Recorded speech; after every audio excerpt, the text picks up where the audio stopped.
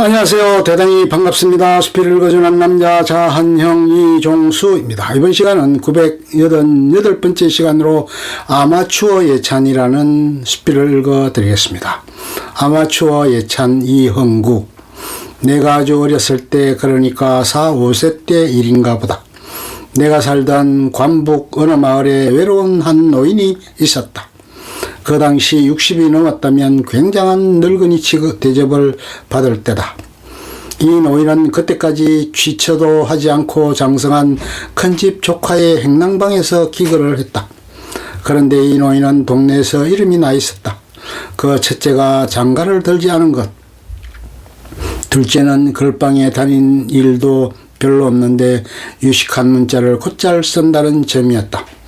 그 중에 하나 아직도 내가 기억하고 있는 것은 기성명이족의라는 말이 있다. 이 노인은 입버릇처럼 글을 많이 배워서 무엇하는가, 이름 석자 쓸 줄 알면 그만이지 하는 일종 노인, 노장적인 소박한 생각을 가진 이였다. 그 나이에 남들은 분에 따라 자녀들의 접대 효도를 받아가면서 사는데 이 노인은 혈혈단신으로 그이는 남의 집 품팔이로 살아가는 것이다. 그러면서도 곧잘 삼국지나 소전 이야기도 구수하게 잘 넘기는 지극히 낙천적인 노인이었다. 가끔 할아버지를 찾아와 담소하는 것을 유일한 즐거움으로 삼았다.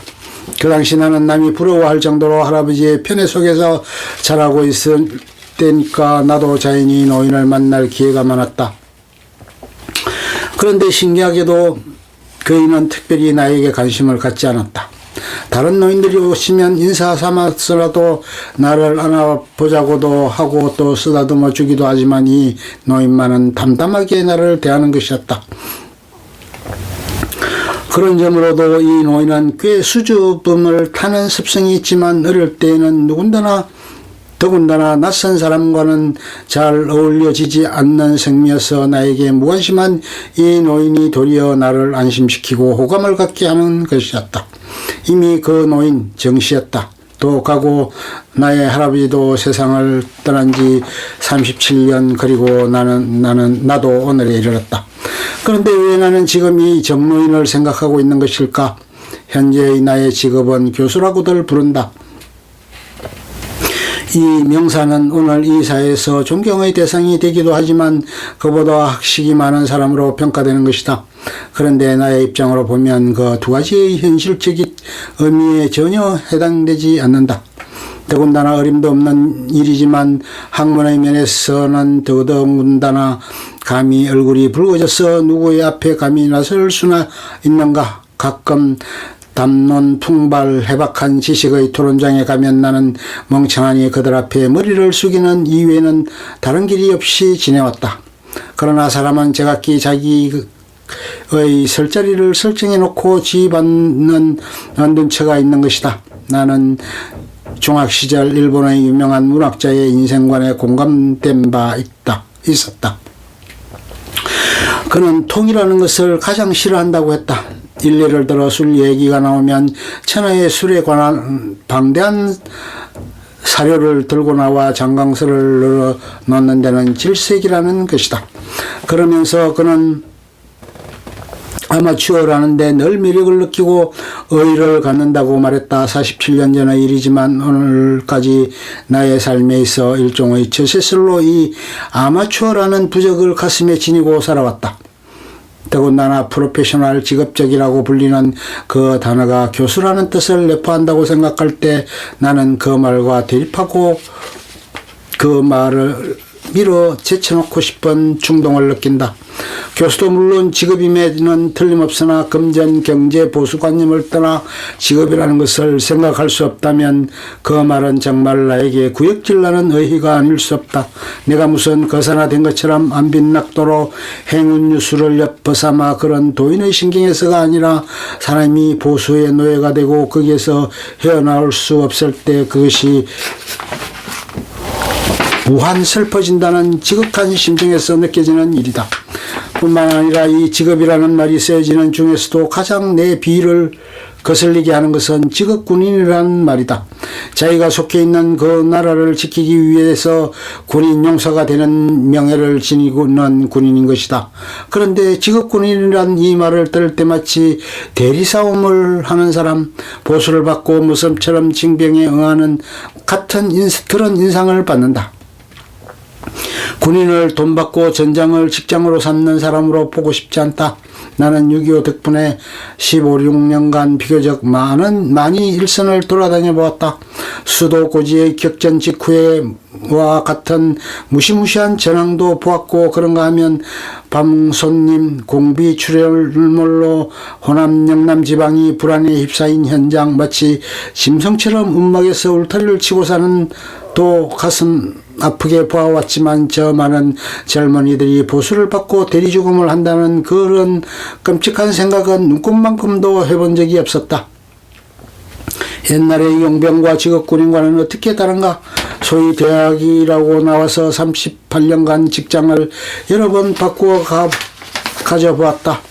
일제시대 우리들의 유일한 동경의 직업이었던 교원, 신문기자 생활도 겪어보았고, 취직이라는 것이 얼마나 어려운 일인가 하는 쓰라린 체험도 맛본 바 있지만 나는 직장에서 보수를 받기 위해 일개 지식 노동자가 된다는 그 자체가 싫다.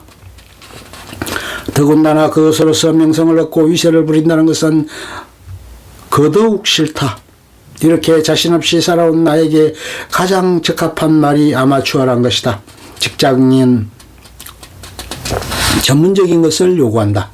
어떤 특수 지식 내지 기술을 요구한다. 인조인간이라는 것이 예술인, 시인, 문학자의 머리에서도 나오고 과학자들의 연구 결과로도 나올 것이다. 또 나오고 있다. 교통정리를 하는 인간이 있다고 한다. 발이 기로는 그런 새 존재가 태어나서 인간의 생명을 거는 그런 직업은 그런 비인간적 존재에게 맡기는 시대가 빨리 왔으면 좋겠다. 그야말로 직업군인 대신 어떤 허수아비들에 의해서 국경선 방위선이 지켜지고 인간의 진정 참다운 삶을 위해서 보수에 얽매이는 피동적 존재가 아닌 자주적, 창조적, 자유로운 능동적 존재였으면 한다. 말하자면 아마추어적 현실 향유의 인간이 되어질 수는 없을까? 자기 전공 분야 이외에 다른 하나를 갖는 일, 즉 언제고, 즉 그 다른 하나의 인간 참된 삶으로 돌아오는 그러한 생활인, 더 나아가 오늘의 주종관계, 직업, 지위에 의함을 떠나 살 수 있는 그런 국가사회, 인류, 세계의 염원. 얼마 전 외신에 의하면 한인클럽이라는 것이 생겨났다고 한다. 이들은 하루 24시간, 10시간이면 10시간은 수면, 12시간은 휴식, 식사, 2시간은 노동한다는 목적을 가진 클럽이라고 한다. 오늘 과학이 우리를 달나라 금성세계까지 이끌어갈지 모른다. 그러나 이 지상에는 너무나 많은 부조리, 불행, 비참이 판치고 있다. 원시시대 인간 생활의 동경, 이런 영리적인 생각이 가끔 우리들 마음을 뒤흔들어 놓고 또 일부의 젊은이들이 그런 속으로 말려 들어가고 있다. 이상상태, 심층, 심리 분석에 의한 생명체의 파괴, 이 소란 속에서 나는 아마추어의 길에서 본다. 가당치도 않은 프로페서의 호칭을 벗어버리고 아마추어라는 나의 작은 방으로 돌아와 조금은 자유롭게 쉬면서 나의 김 빠진 육체를 진정 매만져 주고 싶다. 나에게는 특별한 취미가 없다. 그러나 가끔 게임이라는 집단 오락 속에 끼인다. 그런데 그 게임이 돈을 거는 것일 경우 또는 승부를 결단하는 경우만 나는 번번이 패배자의 선전을 마셔야 한다. 그럴 때마다 적자 생존의 이 험난한 속에서 도저히 이겨나갈 수도 없는 나 자신을 가엾고 믿게 보기보다 귀엽게 달래보기도 한다.